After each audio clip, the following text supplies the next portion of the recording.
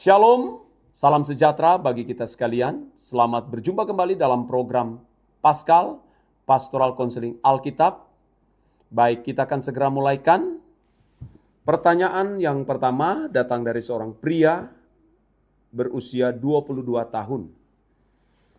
Saya baru lulus kuliah, sekarang lagi cari kerja. Tapi rasanya makin hari makin cemas. Banyak tekanan dari keluarga dan orang sekitar. Kadang bingung, Tuhan sebenarnya lagi bawa saya kemana? Pertanyaan, gimana caranya tetap percaya Tuhan punya rencana? Gimana caranya tetap percaya Tuhan punya rencana? Padahal saya sendiri nggak tahu harus mulai dari mana.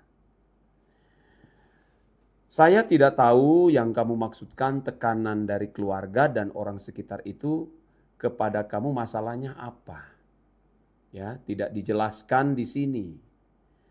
Saran saya kamu jangan fokus ke tekanan dari keluarga dan orang sekitar ya. Jangan fokus ke mereka ya. Tapi fokus saja kepada tujuanmu. Jangan pedulikan apa kata orang mengenai dirimu ya. Tetapi perhatikan apa kata Tuhan. Bukan apa kata manusia. Ya. Jangan sampai kamu menghabiskan waktu dengan masalah-masalah tersebut sehingga rencana Allah gagal tergenapi di dalam kehidupan kamu. Apalagi kamu sedang mencari pekerjaan. Ya. Saya memberikan sebuah ayat firman Tuhan kepada kamu. Saya ambil dalam Kejadian pasal 50 ayat 20. Ya, kini kisah mengenai Yusuf. Memang kamu telah mereka-rekakan yang jahat terhadap aku. Tetapi Allah mereka-rekakannya untuk kebaikan. Dengan maksud melakukan seperti yang terjadi sekarang ini. Yakni memelihara hidup suatu bangsa yang besar. Jadi kamu jangan sampai terfokus kepada tekanan-tekanan itu. Mungkin saja tekanan-tekanan tersebut kalau engkau anak Tuhan yang baik, anak Tuhan yang sungguh-sungguh mau benar-benar hidup suci, hidup kudus, Allah bisa mengizinkan semua masalah-masalah di dalam diri kamu atau di dalam diri kita supaya kita benar-benar berkodrat ilahi. Ya. Kita disempurnakan melalui keadaan-keadaan sulit, keadaan-keadaan sukar. Ya. Dengan peristiwa-peristiwa itu justru membuat kita tidak menjadi nyaman tinggal di dunia ini. Karena memang kita bukan berasal dari dunia. Kewargaan kita adalah dari kerajaan sorga. Ya. Fokus saja ke visi kamu, ya, cari pekerjaan, ya, bertanggung jawab, membantu orang tua dan menjadi berkat, ya. Jangan terpengaruh dengan apa kata orang, tapi apa kata Tuhan, ya. Saya kira itu yang dapat saya berikan saran kepada kamu ya. Tuhan Yesus memberkati. Saya lanjutkan ke pertanyaan selanjutnya. Datang dari seorang wanita usia 27 tahun. Saya aktif di pelayanan, tapi belakangan ini mulai merasa hambar. Kayak rutinitas saja. Enggak ada lagi semangat yang dulu. Pertanyaannya, gimana supaya saya bisa nemuin lagi sukacita waktu melayani? Dan enggak cuma jalanin karena kewajiban. Ya, kamu harus memeriksa diri, ya. Pasti ada yang salah di dalam diri kamu. Kamu pasti sudah mulai mencintai dunia dan mulai terjebak dari satu kesenangan ke kesenangan yang lain. Sebab kalau seseorang benar-benar bersih, suci hatinya, dia tidak akan mungkin mengalami namanya hambar. Apalagi kejenuhan. Ya. Kalau seseorang mulai mengalami kejenuhan berdoa, kejenuhan mulai menyembah, mulai kehilangan sukacita, tidak tahan di hadirat, pasti sudah ada dosa. Pikirannya pasti sudah mulai terjebak kepada hal-hal yang mestinya tidak boleh ditaruh di dalam pikiran. Ya. Pikirannya pasti sudah mulai penuh dengan sampah yang berasal dari dunia ini. Tentu juga bisa melalui gadget yang ada di tangan kita. Ya, itu bisa merusak pikiran kita kalau konten-konten yang kita tonton setiap hari itu tidak rohani. Ya, itu akan mengganggu pikiran kamu. Itu yang membuat pada akhirnya kamu mulai jenuh, ya. Mulai tidak merasakan hadirat Tuhan. Karena dosa, ya, karena dosa. Kalau pikiran kita mulai tercemari dengan dosa, kita mulai kehilangan gairah untuk berdoa, gairah untuk menyembah Tuhan, apalagi membaca firman Tuhan. Karena itu akan mengganggu di dalam persekutuan kita dengan Tuhan. Ya. Tapi kalau kita benar-benar bersih, menjaga pikiran bersih, hati kita bersih, perkataan kita bersih, dan seluruh tindakan kita bersih, saudara, kita akan mendapatkan impartasi spirit dari Tuhan setiap saat. Bahkan berdoa itu bukan lagi menjadi satu kewajiban, menyembah itu bukan lagi suatu kewajiban, tapi menjadi satu kebutuhan dan kerinduan. Ya, kamu harus memeriksa diri. Jangan-jangan kamu sudah mulai duniawi. Ya, saya kasih ayat firman Tuhan dalam 2 Korintus 6 ayat 17. Sebab itu keluarlah kamu dari antara mereka dan pisahkanlah dirimu dari mereka. Firman Tuhan, dan janganlah menjamah apa yang najis, maka aku akan menerima kamu. Jadi kita harus keluar dari kebiasaan-kebiasaan buruk. Atau jangan-jangan kamu bergaul dengan orang yang tidak takut akan Allah. Atau yang spiritnya saudara rusak. Walaupun dia Kristen, tapi spiritnya bukan spirit anak Allah. Jangan bergaul. Ya, berteman boleh saja. Tapi kalau sudah berbagi cerita, ya, saling curhat, jangan. Rusak rohmu. Karena firman Tuhan mengatakan pergaulan yang buruk bisa merusakkan kebiasaan yang baik.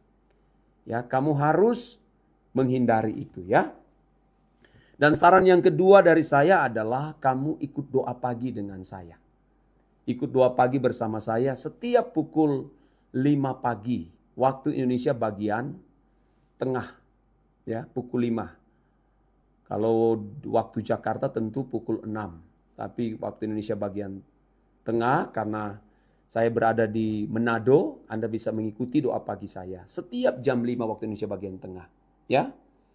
Cari di channel YouTube kita, GSKI Rehoboth Tomohon.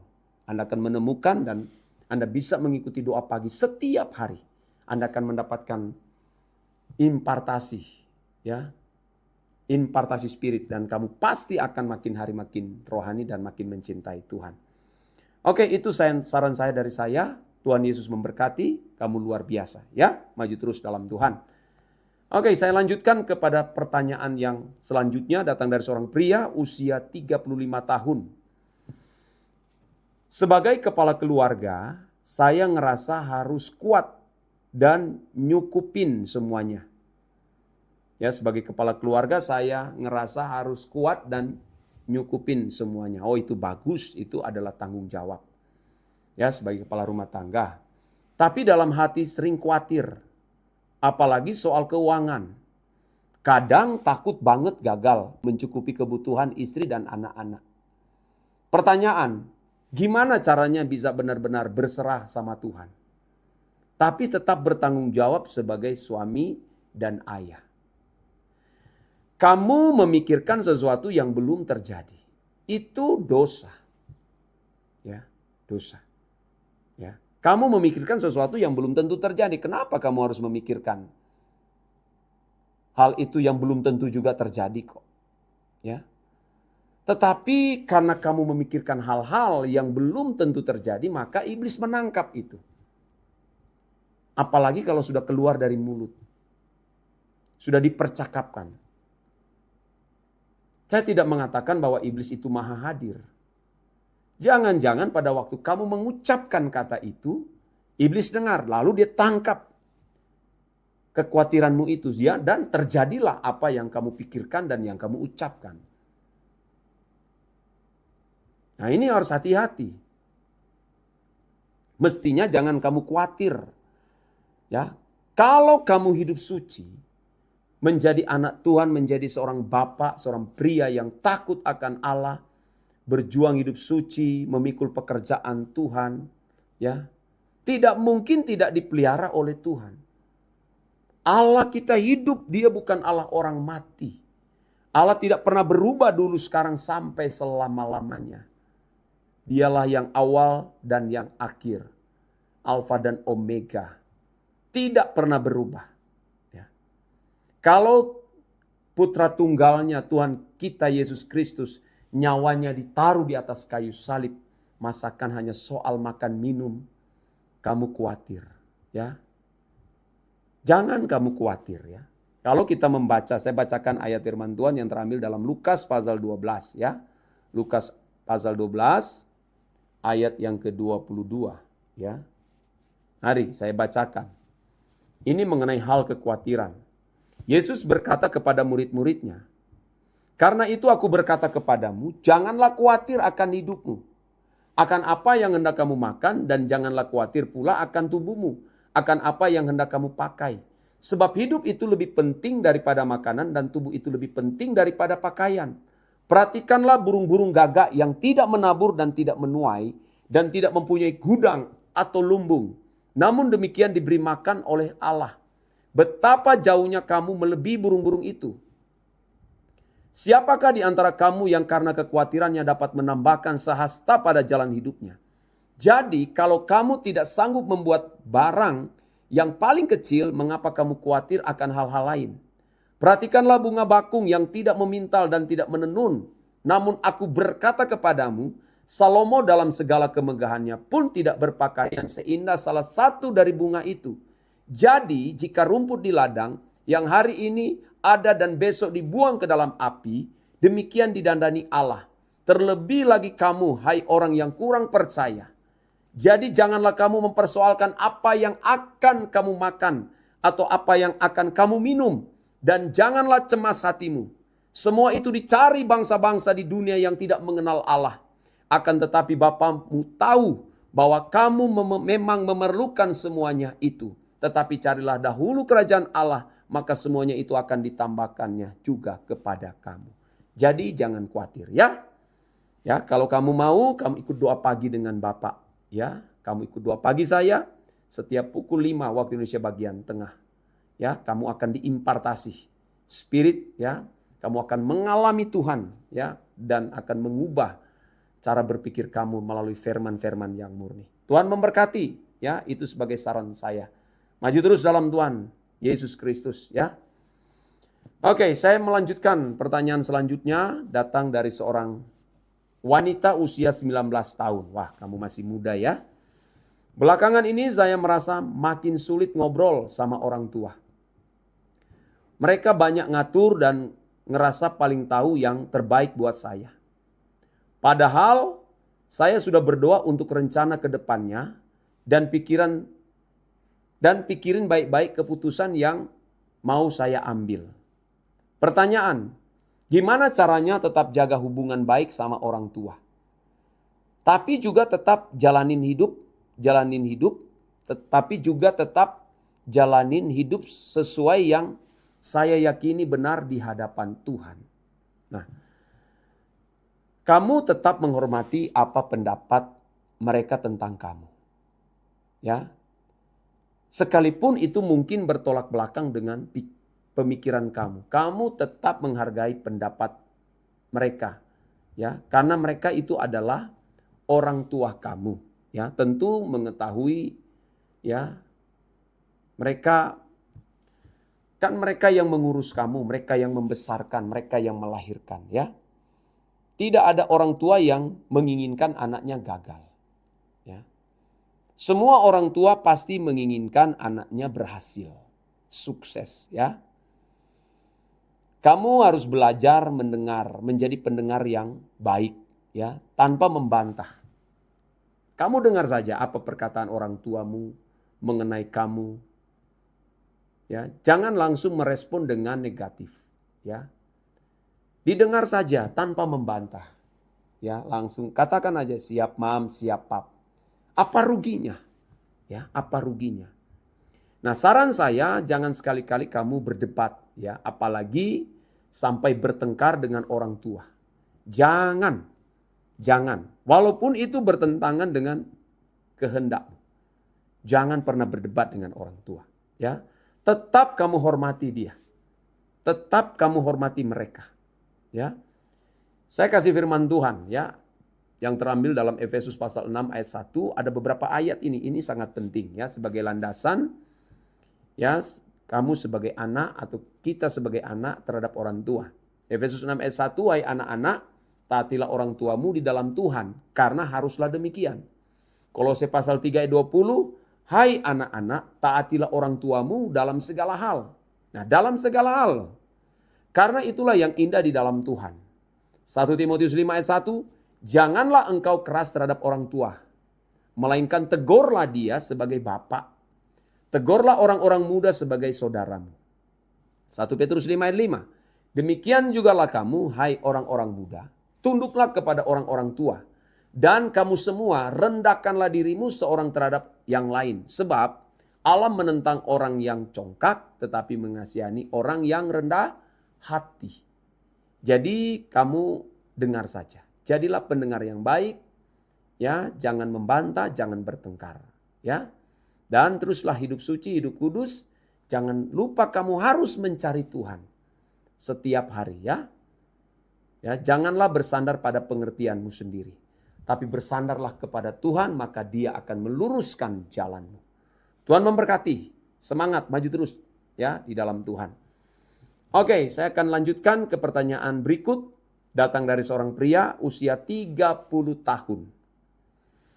Saya punya dosa yang terus saja saya ulang. Saya punya dosa yang terus saja saya ulang. Yang tidak bisa saya sebutkan. Ya, enggak usah sebutkan, ya. Sebab udah coba tobat. Udah doa, tapi masih jatuh lagi. Pertanyaan, apa mungkin saya bisa benar-benar lepas dari dosa ini? Kadang saya capek sendiri dan ngerasa Tuhan juga mungkin udah bosan. Ya. Tidak ada dosa yang tidak diampuni oleh Tuhan. Semua dosa, apapun dosa itu,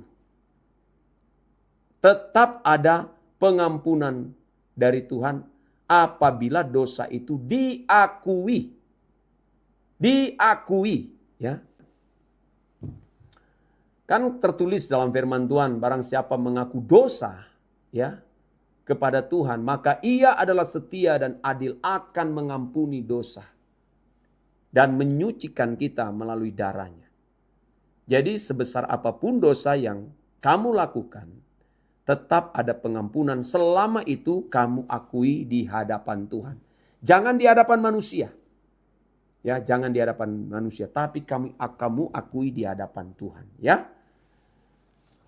Luar biasa, ya. Saya cukup kagum buat kamu, ya. Melihat diri kamu ini sebenarnya ada keseriusan, ya, untuk mencari Tuhan. Untuk mau hidup suci, ya, mau mengasihi Tuhan. Tetapi saya melihat kamu terikat dengan kuasa kegelapan. Ya, saya sarankan kamu cari hamba Tuhan yang bisa dipercayai untuk kamu minta didoakan. Ya, kamu minta didoakan. Carilah hamba Tuhan yang ada di daerah kamu. Saya tidak tahu kamu berada di mana, tapi kamu cari hamba Tuhan yang bisa dipercaya untuk mendoakan kamu, ya. Dan kamu harus memiliki komitmen berani keluar dari cara hidup kamu yang sia-sia. Ya. Jangan bergaul dengan orang yang tidak takut akan Tuhan. Ya. Kamu harus cari komunitas yang cinta Tuhan, yang rohani. Ya, jangan sembarang bergaul, ya. Dan saya juga memberikan saran kepada kamu, milikilah jam doa. Ya, dan baca firman Tuhan, karena itu adalah kekuatan kita. Kalau kamu mau lebih serius lagi, kamu bisa mengikuti doa pagi bersama saya setiap pukul 5 pagi. Ya, waktu Indonesia bagian tengah di channel YouTube GSKI Rehoboth Tomohon. Kamu akan menemukan setiap pukul 5 pagi, ya. Saya kasih ayat firman Tuhan buat kamu yang tertulis dalam 2 Korintus pasal 5 ayat yang ke-20. Ya. Jadi kami ini adalah utusan-utusan Kristus. Seakan-akan Allah menasihati kamu dengan perantaran kami. Dalam nama Kristus kami meminta kepadamu, berilah dirimu didamaikan dengan Allah. Ya, kamu harus berdamai dengan Tuhan. Karena tidak boleh ada dosa. Tidak seorang pun dapat melihat Allah tanpa kekudusan hidup. Ya, kalau kamu juga membaca Ibrani pasal 12 ayat 14, itu kalimatnya kan luar biasa. Berusaha hidup damai dengan semua orang dan kejarlah kekudusan. Sebab tanpa kekudusan tidak seorang pun dapat melihat Allah. Ya, kamu masih punya kesempatan. Bertobatlah dengan sungguh-sungguh dan berdamailah dengan Tuhan. Jangan lupa cari hamba Tuhan untuk mendoakan kamu. Ya, dan bergabunglah di komunitas rohani yang bisa membuat kamu bertumbuh bersama. Tuhan memberkati kamu. Semangat. Dan pertanyaan yang paling terakhir, ya, datang dari seorang wanita usia 24 tahun. Saya sering ngerasa sendiri. Teman sih ada, tapi nggak ada yang benar-benar ngerti atau dukung pertumbuhan rohani saya. Gimana? Pertanyaannya, gimana tetap bisa bertumbuh secara rohani kalau saya nggak punya komunitas atau teman yang sejalan? Memang tidak semua komunitas rohani, ya. Tidak semua komunitas rohani adalah benar-benar rohani. Banyak yang hanya rutinitas. Kelihatan beribadah, kelihatan berkumpul-kumpul dalam satu persekutuan, tetapi sebenarnya banyak yang tidak rohani. Saya memberikan apresiasi kepada kamu, ya, seorang wanita usia 24 tahun. Kamu termasuk wanita muda yang sudah serius mau berurusan dengan Tuhan, ya. Sudah mau serius berurusan dengan kesucian hidup. Masih muda tapi sudah berusaha untuk mengasihi Tuhan. Dan yang lebih hebat dari ini adalah kamu peduli terhadap pertumbuhan rohani. Itu luar biasa, ya. Ya, kamu harus memang benar-benar mencari komunitas yang rohani. Karena komunitas itu penting. Tetapi apabila belum menemukan komunitas yang bisa menjadi satu frekuensi membuat kamu bisa bertumbuh secara rohani, kamu ke gerejalah, ya, setiap minggu di mana kamu terdaftar. Bergerejalah di tempat itu. Ya, kecuali gereja itu ya tidak rohani. Ya, tidak membuat kamu bertumbuh, ya carilah gereja yang bisa membuat kamu bertumbuh, ya. Jangan ada lagi di gereja yang tidak membuat kamu bertumbuh, ya. Kamu harus malah keluar, harus lari dari tempat itu. Tapi kalau gereja itu bisa membuat kamu bertumbuh, bertahanlah di situ. Sambil kamu menunggu, ya. Tuhan pasti akan mempertemukan dengan kamu komunitas-komunitas yang cinta Tuhan yang rohani. Ya, kamu bisa bergaul dan bertumbuh bersama dengan mereka. Dan juga saya sarankan kepada kamu, ya, milikilah jam doa minimal 30 menit setiap hari. Ya, bersaat teduh dengan Tuhan di ruangan kosong, ya, kamu bersama dengan Tuhan dan membaca Alkitab. Dengarkan khotbah-khotbah yang bagus, yang baik, yang membuat kamu bertumbuh secara rohani. Ya, karena tidak semua khotbah yang bisa kita dengar. Karena ada yang khotbah-khotbah yang menyangkut teologi kemakmuran. Jangan kamu dengar itu, ya. Tapi khotbah yang mengubah pertumbuhan rohani kamu. Ya, dan saya sarankan jika kamu mau, kamu juga bisa ikut doa pagi bersama saya setiap pukul 5. Ya, waktu Indonesia bagian tengah di channel YouTube GSKI Rehoboth Tomohon. Ya. Tetap semangat, ya. Dan apa yang saya sampaikan ini kiranya bisa menginspirasi ya, dan bisa membuat kamu makin sungguh-sungguh lagi dengan Tuhan. Tetap semangat, maju terus di dalam Tuhan. Tuhan Yesus memberkati kamu. Ya, demikianlah acara Pastoral Counseling Alkitab. Sampai jumpa di episode selanjutnya. Tuhan Yesus memberkati.